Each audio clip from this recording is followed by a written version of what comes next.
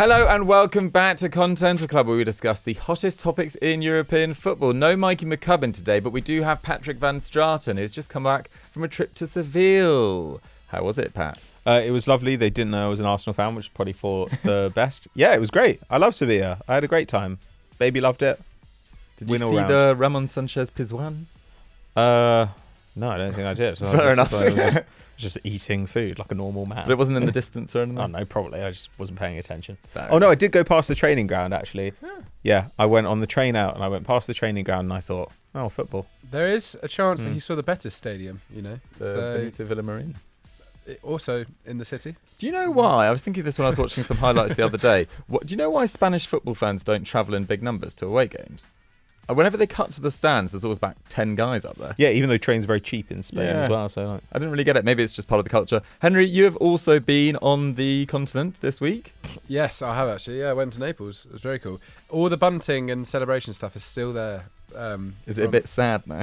Well, it might be sad now that they've really... I asked a taxi driver of his opinion of Rudy Garcia, and it was not great. Really? Shocker. It was quite bad. Part of it because he was French. Fair enough. But yeah, it was... No, it's a great city. It's really cool. Even on like the side of this massive apartment block, they had the starting 11 from last year, like posted up in like a 4-3-3 or something like that. I thought, oh my God. that's cool. You just don't see that anywhere else. No. That's strong. Proper fandom. The only, like, when I went to Stratford at one point this summer, there were legitimately hundreds of blokes walking around in West Ham like shirts for no reason, and that's the closest thing I've. Is that when you went for that wing eating competition? Yeah. How did you do in that? I was just watching. Okay, right. I would have done very badly. Very but disappointed. Watching blokes literally fall off their seat out of pain from the wings was hammers. So it was quite. That's the main win, guys. Today I don't really know how to segue from that, but today we are going to rank Europe's top strikers. We've got A to C to give out. Sorry, A to E to give out. So we're not going to give F. It seems a little bit harsh. We've got a number of strikers, and we will be going through them in alphabetical order. We're not going to rank them to begin with necessarily, but yeah, we'll see how we go. We're going to kick off with the guy who has been out of the news due to injury, but Tammy Abraham. He turns 26 next week, and he's actually had a really respectable career. 126 goals in 316 games. His England record, you know, he's competing against one of the best strikers England's ever had. Hasn't really got a look in. Just 11 caps, 3 goals in that time. And it wasn't until 2019-20 that he established himself in the Premier League, that amazing, well, I say amazing, very solid Frank Lampard year. How many Chelsea fans would yearn for that now? But previously established himself in the Championship with Aston Villa and Bristol City, but there was some debate about whether he was really a Premier League level striker. But I would generally suggest that his move to Roma has gone pretty well, particularly that first year, 27 goals, won the UEFA Conference League. Last year, a lot of injuries. So, guys, I've kind of set the scene. We've got A to E to give out. Henry, where are you sort of angling with this? I feel a bit bad for Abraham. I would say last year he missed a lot of opportunities. Yeah. I do think he was quite a frustrating figure up front. And I remember even when Dybala came, he was going, there's room for 2 emperors in Rome and stuff like that. Like, I think Dybala is levels above him, really, as a player. Do you think Lukaku is, crucially? Yeah, I do actually. Really? I'm gonna give Abraham a C at the moment. Bear in mind that A is like the superstars. You can go lower than a C. Well, like it's like that'd be harsh. Yeah, I don't know. It would be a good D. Is that a thing? Fair enough. D+. A good D. A D plus. D plus. A good D. I do. Yeah. Clipped. Every Thursday afternoon on Continental Club. Yeah. I do think that he has. I just want to see him back playing football again. I think though, if Lukaku plays well, and I can just see Roma wanting to keep Lukaku and get rid of Abraham. He's their next big sellable asset. Okay, interesting. I mean, if Roma were to get rid of Tammy Abraham, say next summer, do you think there'd be a lot of teams that'd be interested in him? Depends on the price point, but yeah, probably. I mean, he's still in his peak years. Obviously, we've got to see how he comes back from these injuries. But I also think it'd be kind of foolish for them to get rid of him, because when you look at their other forward options, they are older.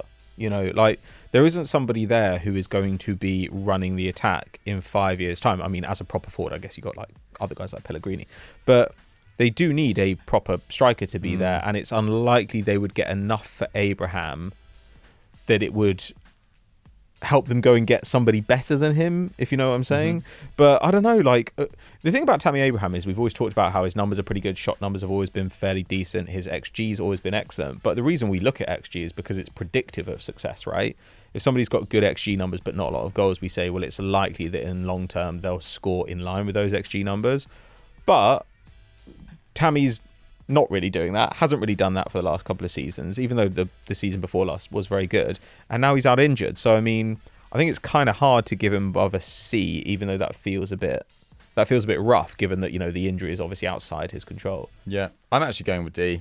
I think he's a D level player compared to some of the names who are coming up. Bear in mind, these are the best players in the world. Well, majority of the best players in the world in their position. You know, I think he's a D, to be honest, against these other guys. This is going to be interesting as well, Pat. Let's talk about Jonathan David. Yeah, with Jonathan David, I think we all expected he'd move this summer, because it was a summer where everybody was looking at Liga and strikers. Everybody was looking at strikers from everywhere, and obviously we saw Openda go, we saw Balogun go.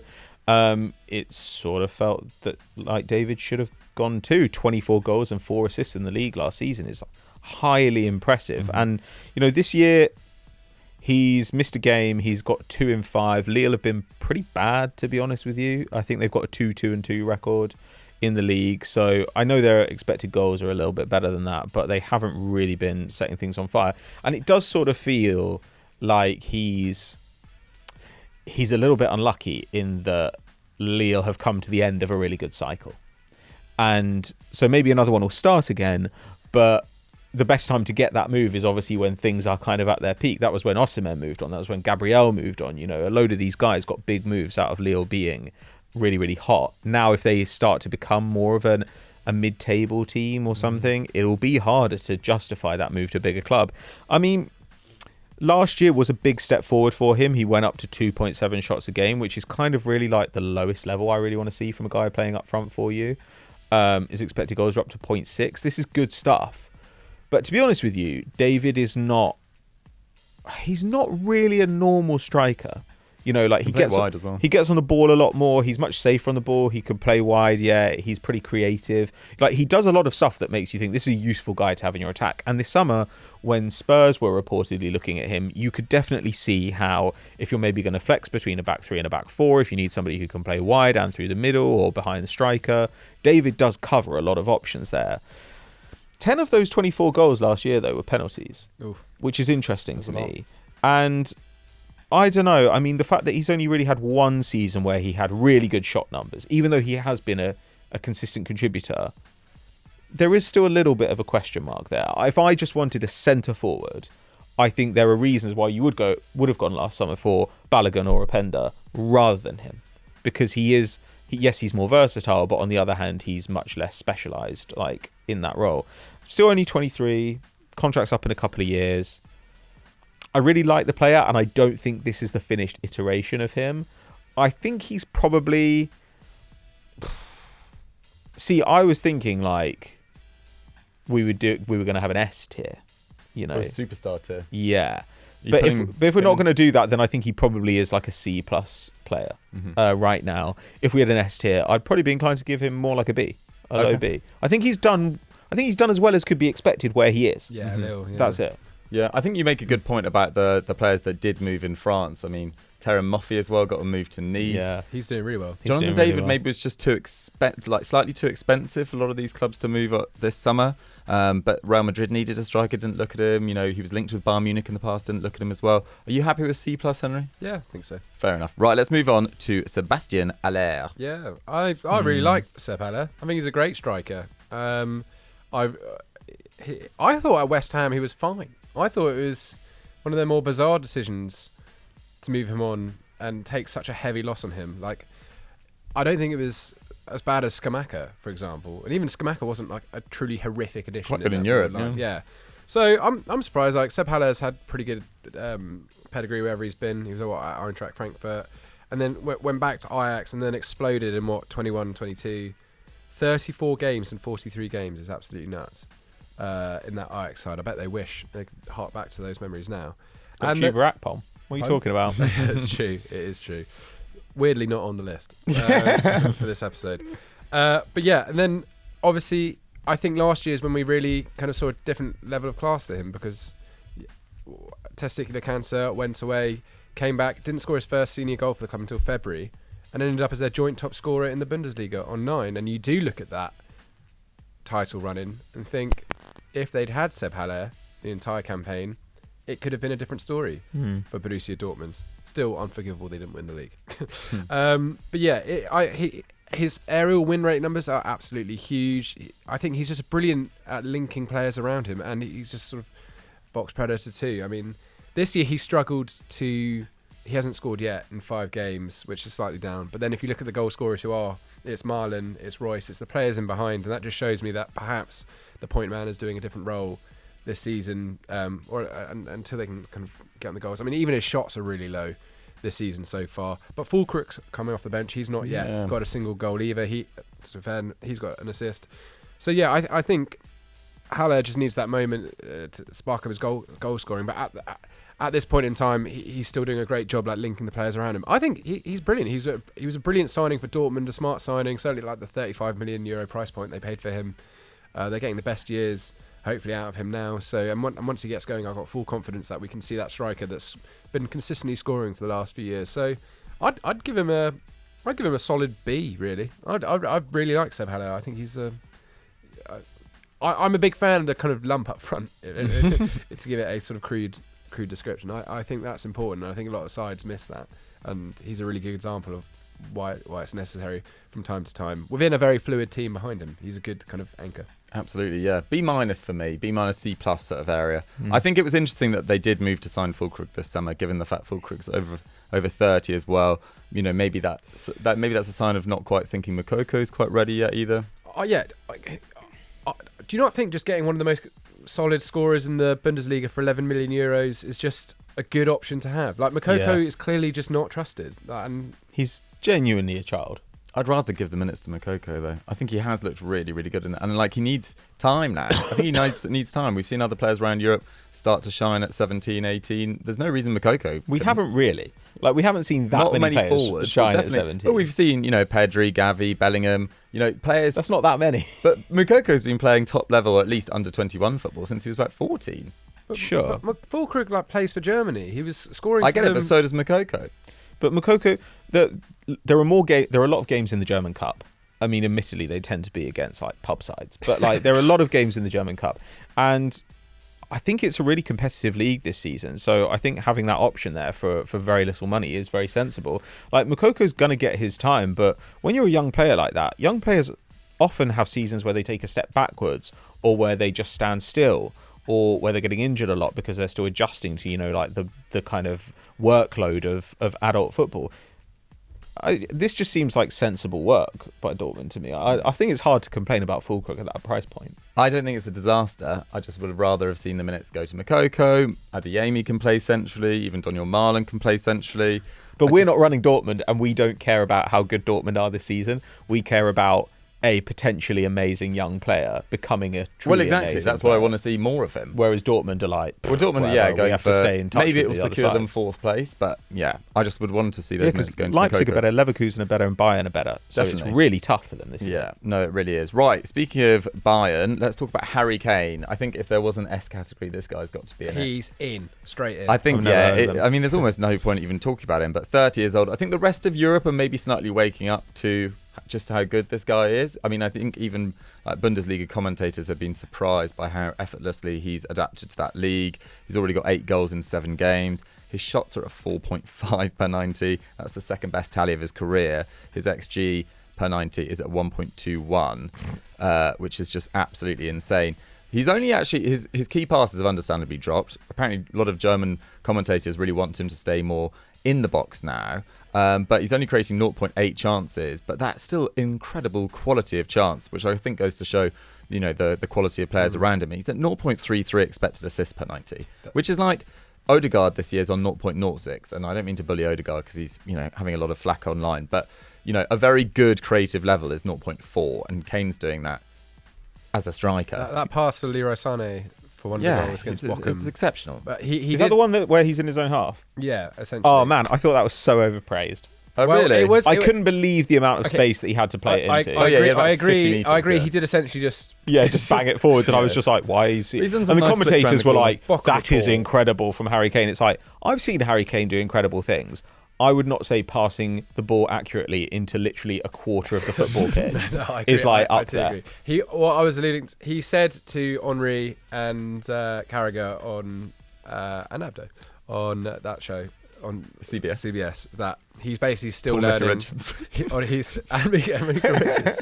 I don't think he was on it this one actually. I don't think he was Okay. on it, but he said that he's still learning like the movement and pattern of play of his players, and once he's more familiar with that, then you might begin to see him drop deeper, and become that guy. But I still think he should be just a predator in the box. He's doing fine. He's so good. Especially at his age. I think the way to he's such an amazing finisher. And I mean, they're so good at getting loads of people in the box. Like to have fast guys around him, you don't want him to start stepping on Musiala's toes. Like get him in the box, and he'll probably get you this number of goals for a few years to come if he can stay fit. Should be worth mentioning as well. He did have all those ankle issues a few years ago. I don't think he's been injured for about 3-4 years now. It's absolutely remarkable. Just on mine, COVID Matthias Tell looks really good. Yeah. Matthias Tell looks. Some of it, He's having a bit of an explosion. His goals per minute is just insane. He's just even last year. I'm really excited to see him in the next few years. I think he's not someone we've talked about enough, mainly because we don't really see him play. But like I'm more excited about him than Makoko, in all honesty. Really, fair enough. Yeah, Tell, Choupo-Moting still kicking around, Harry Kane. They're in a good position going up front, at least at Bayern. Right, Pat, let's talk about Randal Kolo Muani. I remember talking about this earlier in the summer when we did our Rebuild PSG episode on Sunday Vibes, and you weren't necessarily sold on him for PSG. Has he surprised you at PSG? Do you feel vindicated? What are your thoughts? I mean, he hasn't really played much. Well, it's early days, yeah. Yeah. I mean, he's been pretty good in the games he's played this season. Both, he had one at Frankfurt before he moved over, but played 4 games, got 4 goal involvements. And I like that they signed. This was the first time in a long time where I was like, PSG are trying to do something serious this summer. Like not just throwing money around. It actually looked like they were trying to build a team, which we haven't really seen them do since kind of. Maybe the Emery days, but even that might be it might be the Ancelotti days, like really, where they've just kind of targeted big names. Now I think they massively overpaid for Kolo Muani. I don't think you should be paying 95 million euros for this quality of player, but I do think he is a good player. Last season 26 goal involvements in the Bundesliga, kind of out over his skis. I think his underlying numbers were about 18, and again, like it's quite hard when a player really takes a huge leap forward. Like he was 23, 24. So completely reasonable time for him to take a big leap forward. But you then have to make the judgment. Is this a true step? Is this now who he is? Or was this an outlier season in a guy who previously had been like 1.5 shots a game, under 0.5 XG a game, kind of more of a winger than a centre forward? I still don't really know what to make of him. I mean, his shot numbers have gone up, his XG's gone up, he's carrying the ball into the box more, he's receiving more progressive passes, all that stuff is good. If the question is, can he help power an elite attack if Mbappe goes? I don't know.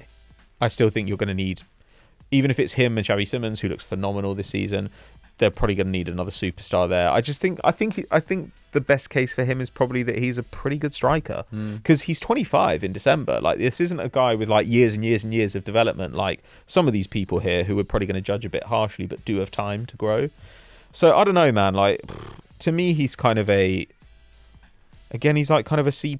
Like, he looks lively. I like watching him, but I think he always looks lively dropping deep onto the left. Like, he's almost one of those guys like Rashford who has like striker goal scoring numbers, but that's not really where he stays. Yeah, I've got to say I've been quite impressed with him for PSG so far. I think he's also got just incredible physical gifts as well. Like, he is really, really quick, and he's brilliant to watch as well. And he picks up good positions. I think him and Gonzalo Ramos have got a bit of an understanding going as well. Yeah, I'm quite excited to see what he can do. That assist against Marseille where he powered past. And Gonzalo Ramos is just about keeping up with him as well. Gonzalo Ramos is quicker than I thought as well. So I think he could have a really good season. But right now, B- probably. What do you think, Henry? Yeah, I'm kind of with Pat, although his like potential growth into the higher categories for me is quite strong. Yeah. I think he was just a Nantes for so long. So yeah. I'm excited to see what he could do with Enrique, who seems to be getting a good tune out of these players. Absolutely. Yeah. Right, let's move on to Robert Lewandowski. Now, Henry, you do this over the last 10 years. He's clearly an S. He's probably best player that we're going to mention. But it's more interesting probably to talk about where he is now. I mean, He's still an S. You still think he's an S? Yeah, he's got 5 goals and 3 assists in a league where no one really scores goals. So he's... Did have a bad patch toward... I'm just playing devil's advocate. Did play quite badly towards the end of last year. I accept that. 23 goals. I mean, he hasn't dipped It's a fair below... point. He hasn't dipped below 20 goals in the league since... I think it's 2013-14 or 14-15, and even then he got 17. Like, this guy is just insane. What I quite like is his progressive passing numbers are huge this season, which shows that he, like, because I always thought at Bayern we used to think of him as just more of like a clinical... What they want Kane to be. Yeah, exactly. Well, actually, so not only are his progressive passing numbers huge, his like touches in the box are massive as well. So it does show that he's really working hard. Look at his heat map; he's all over. Kind of, he's not just in the box. He's coming in, linking players, and I think with like Cancelo and João Felix coming in, he's now Double got jam. players that can really come off him. And because apparently, he was moaning about that, saying that there wasn't enough midfielders are joining him in attack, and it's true. Like Gavi, Pedri, Frankie De Jong, these aren't all goal-scoring midfielders at their core, I would say. So, yeah, I think we're going to see an even better Lewandowski for Barcelona specifically this season, because I think the players around him are more suited to get the best out of him. But yeah, I mean, I'm just interested to see if Harry Kane does so well at Bayern, like how will that compare to his legacy there? Because we always, I think, kind of by default said, well, yeah, Kane's good, but it is Lewandowski. You know, this is a guy that arguably should have won the Ballon d'Or. Well, should have won the Ballon d'Or, and I'm intrigued to see if like we downgrade or upgrade his achievements based on how good Kane is this season, if that kind of makes sense. But yeah, still 3.3 shots per 90. He's just a beast, and I do think Barcelona would be a lot worse without him in that side. I think they would be slightly more exposed as a side. I mean, they drew against Mallorca the other day. They are prone to like a difficult... They haven't been blowing teams away either this season. They look much weaker defensively, which is weird because I think their defence player to players probably got a lot better. But then João Cancelo does pick up different areas. Because they loaned Eric Garcia to Girona, and they're now second. Bring him back in. Bring him back in. Yeah, I mean, the Lewandowski question is quite interesting in terms of where Kane could end up this season. I mean, I wouldn't be surprised if Kane hit 40 goals in all competitions, but I mean, Lewandowski did get 41 in the league in a 34-game league. Like, I'd be surprised if he gets close to that. But, you know, stranger things have happened. Okay, Lewandowski still firmly an S for us. Let's move on to Lukaku. Potentially a bit of a divisive one. I actually think across his entire career, he's probably an A. Right now, maybe a B. But, yeah, I mean, he turned 30 in May. If you actually listen to the stats, particularly the stats rather than his trophy haul across his career, it's pretty remarkable. He's got 293 goals in 583 club games. He's got 77 goals and 110 caps for Belgium. Wow. That is absolutely remarkable. And Belgium, you know, have been very good in patches in that time, but not across his entire Belgium career. But he's only ever won 2 trophies in the top 5 league. That's Serie A in 2021 and the Coppa Italia last year.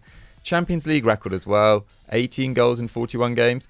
It's very good, but it's not Lewandowski levels. It's not Benzema levels. I think the best period of his career was that 2-year stint with Inter Milan under Antonio Conte. But he did also have an exceptional year with Everton, played well for West Brom 1 year, had a great first year with Man United. He's been a very solid player. Whereas, yeah, now in his career, he's probably not in the top bracket, but I'd be comfortable putting him in A. Would you guys?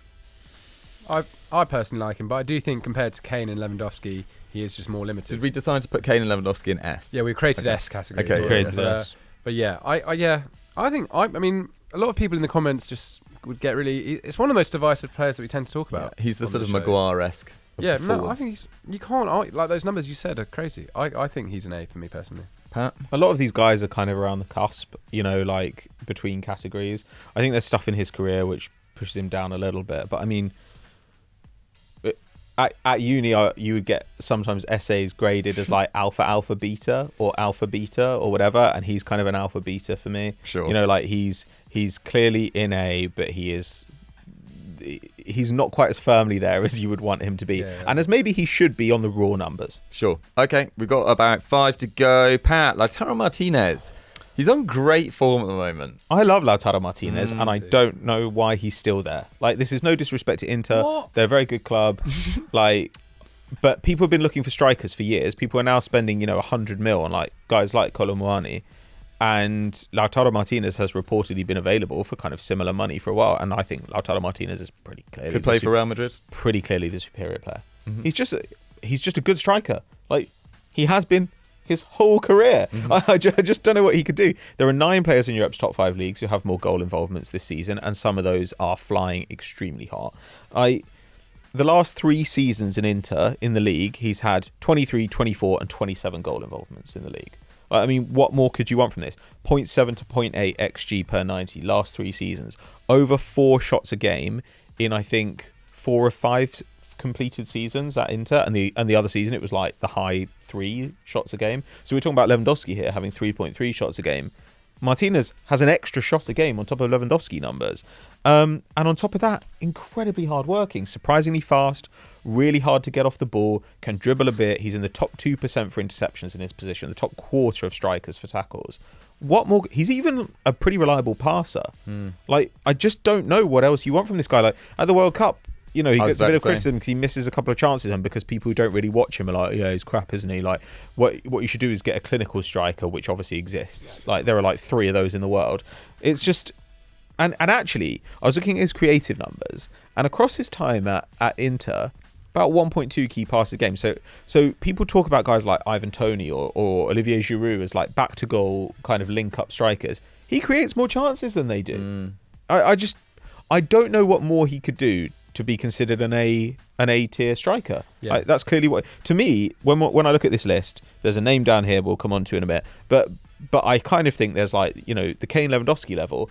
The level underneath that absolutely has to include Lautaro Martinez, in my opinion. All right, I mean, we talked about it on the show a couple of weeks ago. It's the World Cup effect. You have a bad tournament. It's like Gonzalo Higuain will never get the respect that he deserved as well for being an exceptional finisher. And also bad stint in the Premier League will, you know, matter on English Twitter, let's say. But Lautaro Martinez is absolutely sensational. You're very happy with Henry? He can score every single type of goal. Oop. Like back to goal, breaking the lines, outside, inside the box. Like I've seen him do absolutely everything. He's amazing. We might as well do Marcus Thuram while we're on Inter. He's looked brilliant. I was kind of worried his goal return wasn't huge at Borussia Mönchengladbach. Do you not just think that Inter's becoming more of a final destination for a lot of these players? That was my opinion of it. No.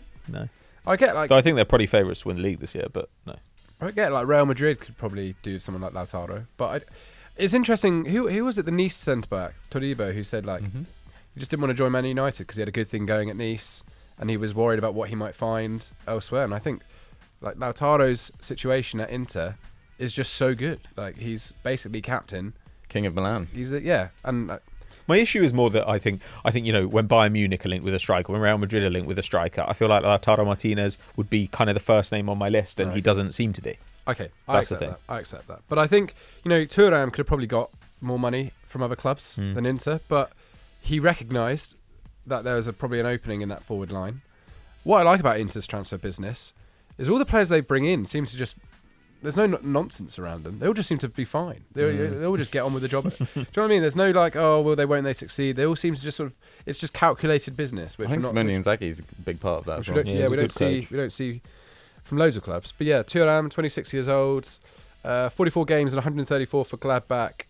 And yeah, scored 2 and assisted 2 in 5 Serie A games this season. I think you alluded to it recently, Dukes. One of those goals is sensational. The Milan goal. Against Milan. You know, smashed it in the top corner. There's a great angle of it I've seen on Twitter where it really sort of so arcs nice. in. And yeah, 3.8 shots, 1.5 key passes. Again, though, it's his link-up play that I think makes him really effective. And it's certainly going to look good with Lautaro next to him, who will do a lot of hard work for him and vice versa. I think, as you kind of said, like, Lautaro seems to connect with every striker that he plays with so far, and I think, you know, if you're willing to be selfless for him, he'll be selfless for you. And I think we're going to see a very, very good Marcus Thuram. He's going to get lots of minutes as well. Like Joaquin Correa, is he even at the club anymore? I'm not even sure. Marseille. He's gone to Marseille. So yeah, I mean, it's there. Arnautovic isn't getting minutes ahead of him. No. Alexis Sanchez isn't getting. I mean, neither of those are going to get minutes ahead of him. So Thuram has an opportunity here to really like create a legacy for himself. I still think he's down.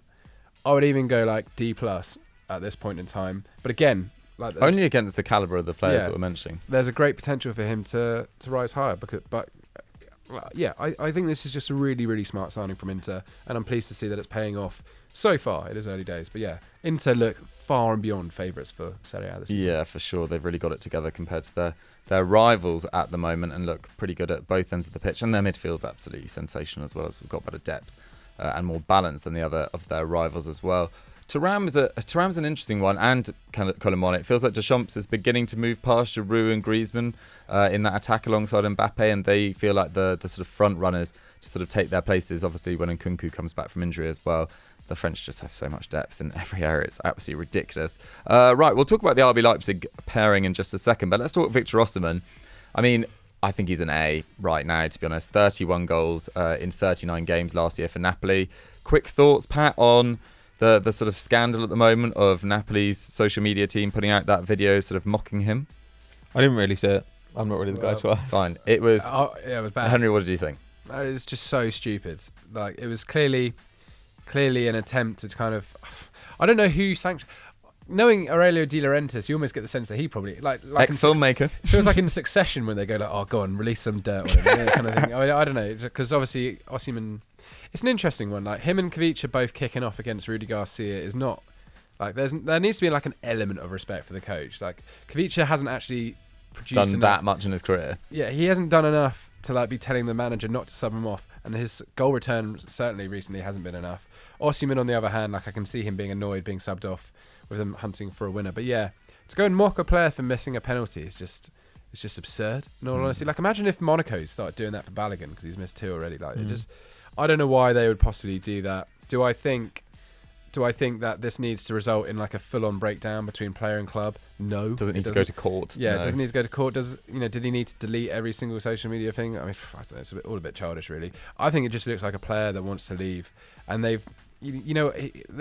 had like contract negotiations which were broken down. They've given him almost like the smoking gun he needs to basically go, look, well, you're mocking me, I want to move on. So I think this has triggered the departure clock for Osimhen at Naples. Interesting. I mean, he kind of needs Napoli at the same time as well, though, because you can't. The season's only just begun. We're still in September. His face is everywhere. Yeah, I bet. But he can't, go on strike for the next 3 months. He needs to be playing regularly. I mean, the only club that probably could afford him in January is probably Chelsea. I say that. Could they afford? I don't know Chelsea's finances. Can they afford any more players? I'm not sure.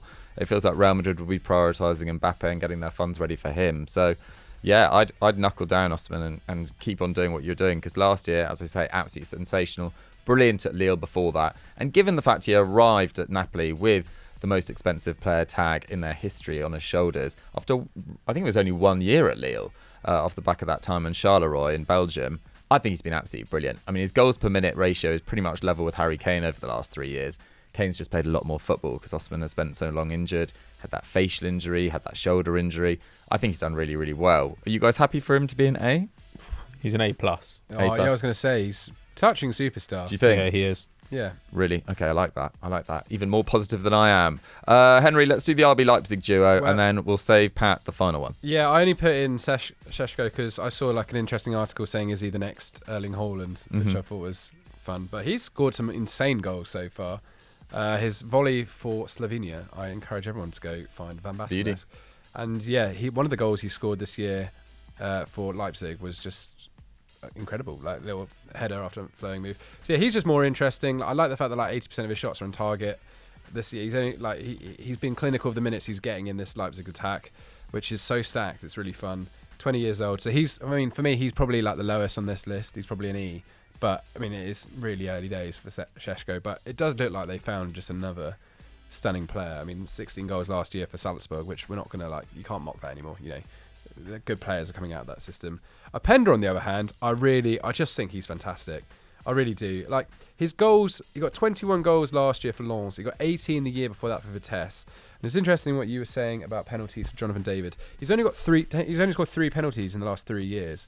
And he's got 3 goals and 1 assist this season too. So all of his goals are coming from open play.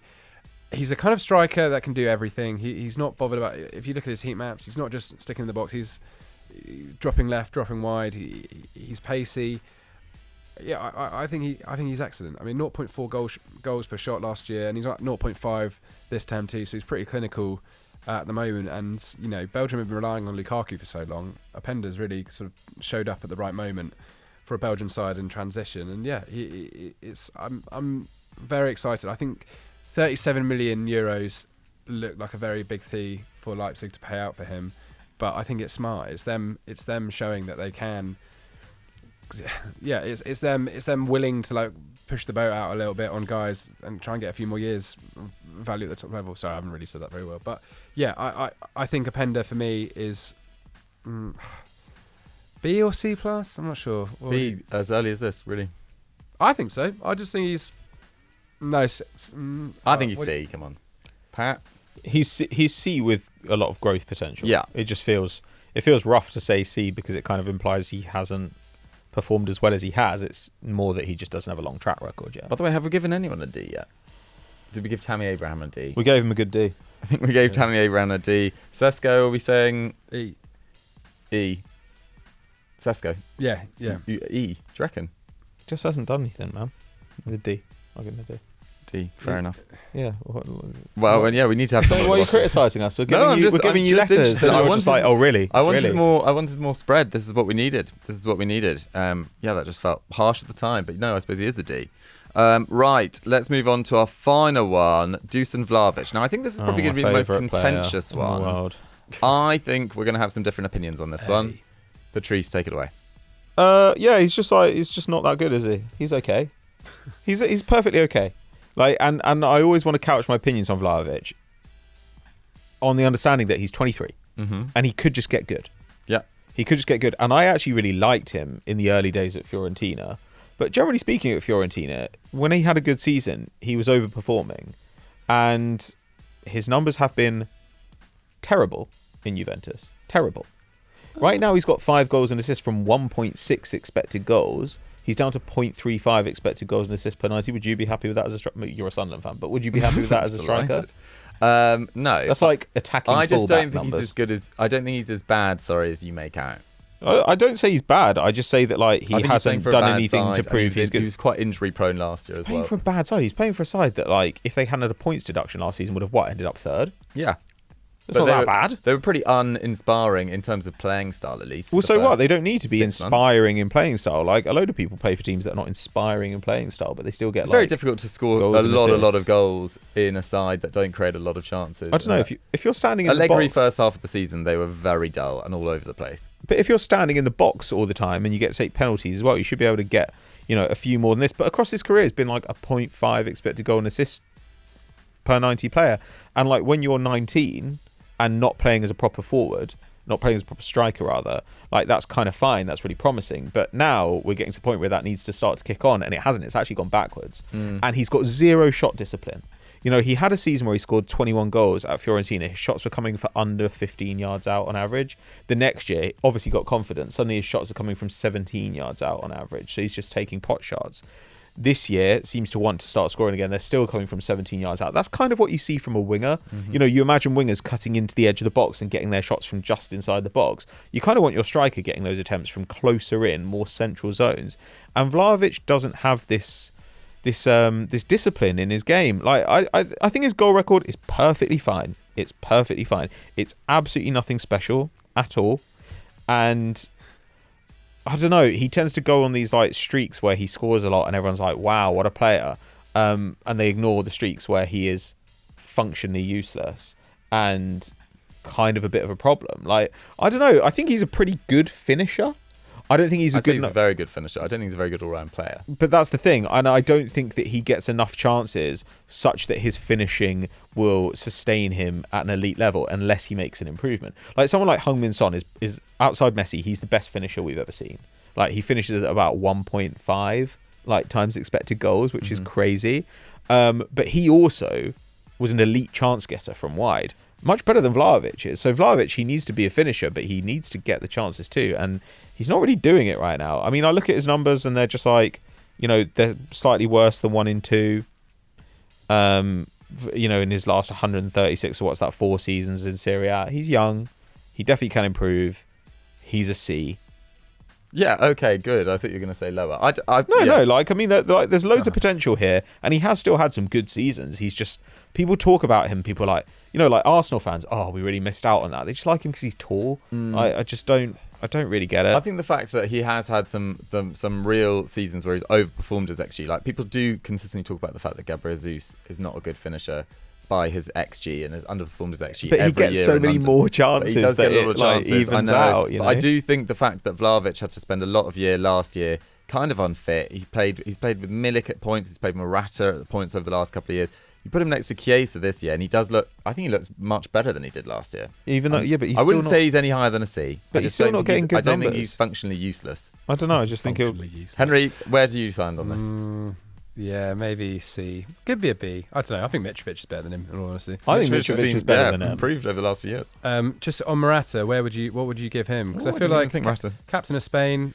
I think he's got like 4 or 5 goals for Atleti this season. I feel like He's very good at certain things. Like his hold-up play is pretty good. Career as well. He's very good in the air. He's played for a lot of great clubs. But would I bet? I'd bet pretty much on all these other strikers in terms of a one-on-one situation. Really, I'd give him a B. You know, I think he's had a great career in a funny way. Morata. Yeah, He's not un-Lukaku-y. yeah. You know, they're quite similar. As in, he's always been a bit of a joke, despite the fact that he has across his career had a good one and been a good player. He scored over 10 league goals for countless clubs. Oh, I like Morata. You know, Endless. All right, should we put him in B? Yeah, it's pretty generous. He's pretty Okay, B minus. So the highlights of that was probably Osimhen going into S. I think we decided Vlahovic just about sneaking a C. What else do we have? Lautaro Martinez was very close to an S as well. Lewandowski and Kane were the superstars.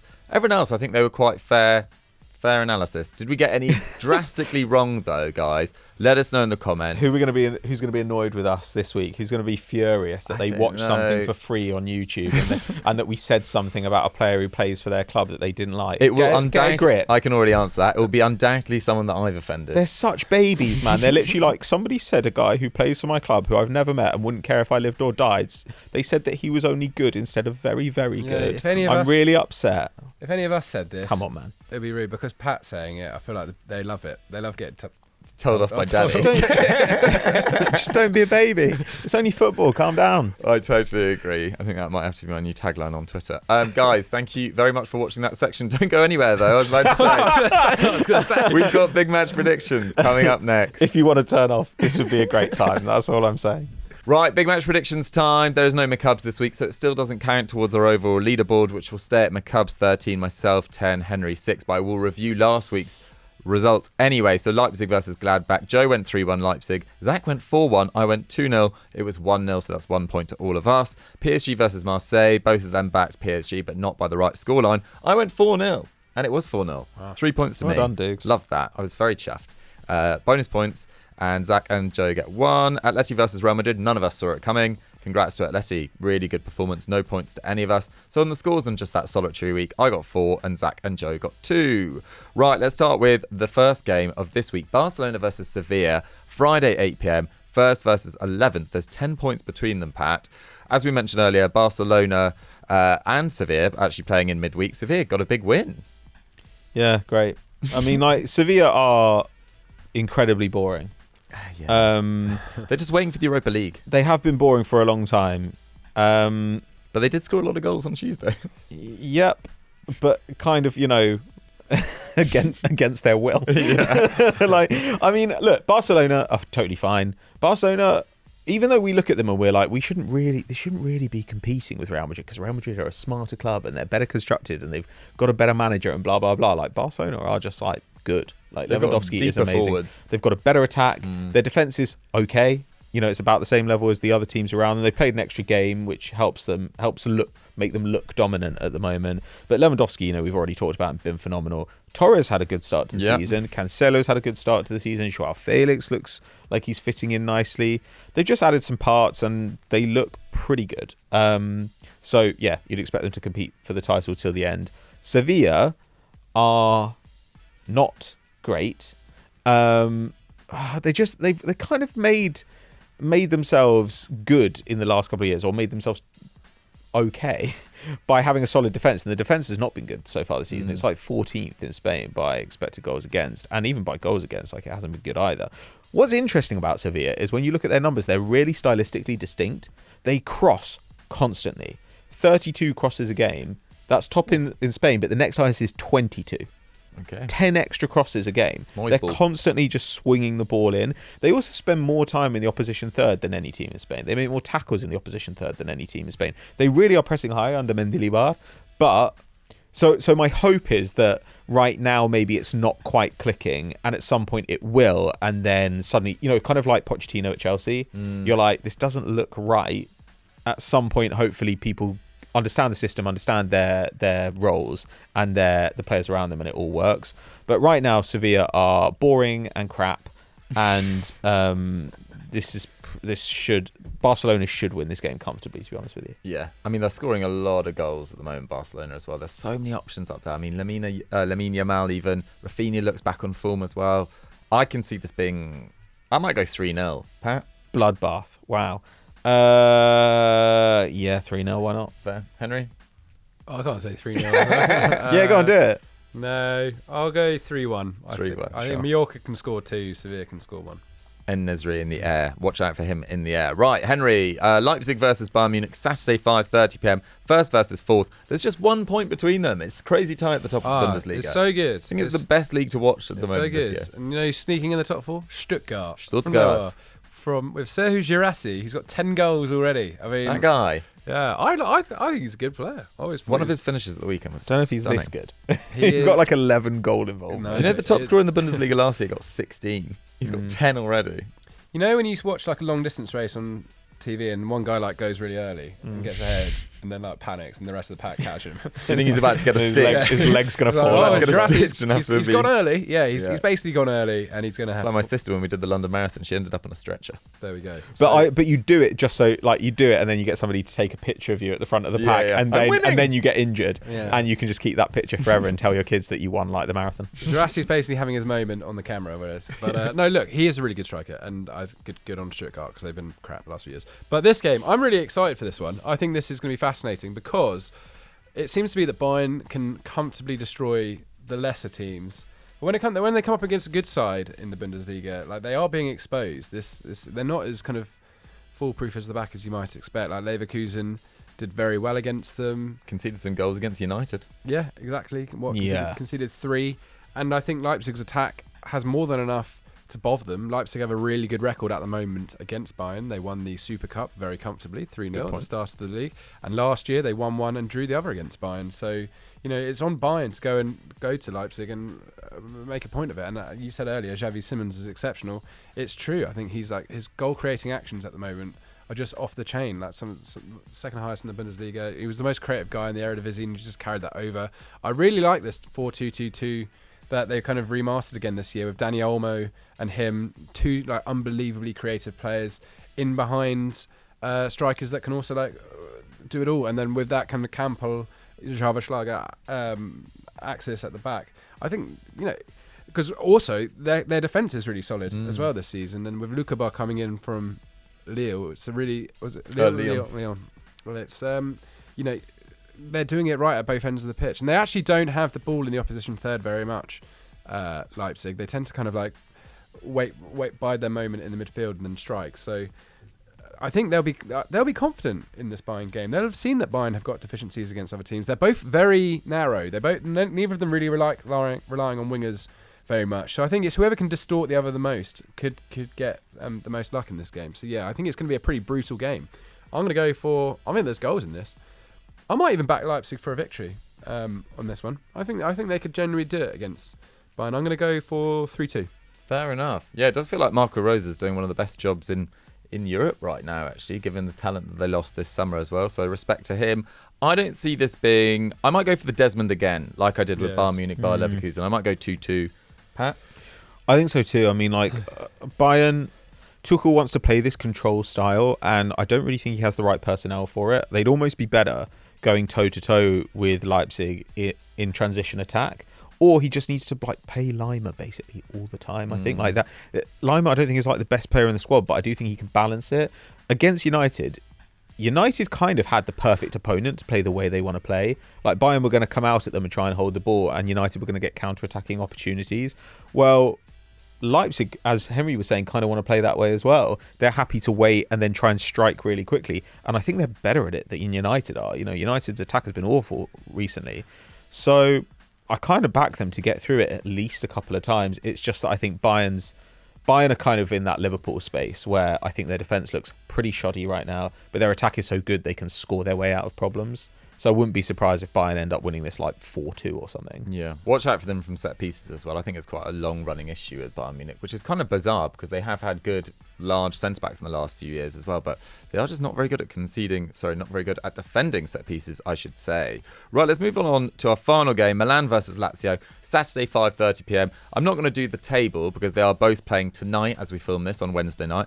Milan are playing Cagliari and Lazio host Torino, but as we film it, they are 2nd and 15th. There's a massive gap between them. Milan bounced back from a 0-0 draw with Newcastle in the Champions League. They're really unfortunate not to win that game, to be honest, but they won 1-0 at the weekend. Rafael scored a great goal. Great to see him do that again.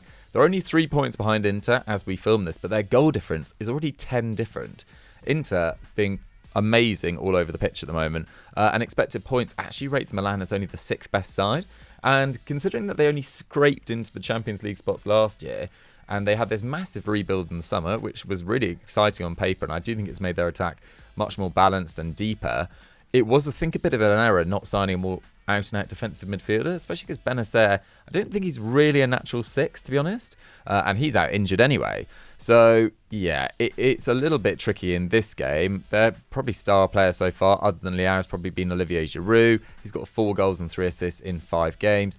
Good thing for Milan is they do have a few of their injuries coming back. Kalulu, Magnon and Benacer are all back from injury soon.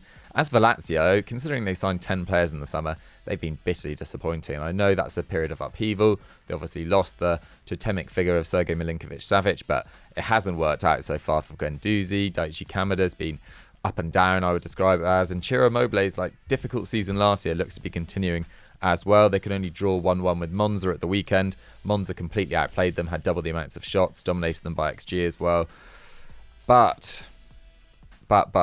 No, there is no but. I actually think Milan win this. I think Milan win this quite easily. They've won 4 of their last 5 matches against Lazio. I can't see that changing. I don't think it'll be hugely entertaining. I don't think Milan have really clicked going forward. And Lazio are quite a low-scoring side as well.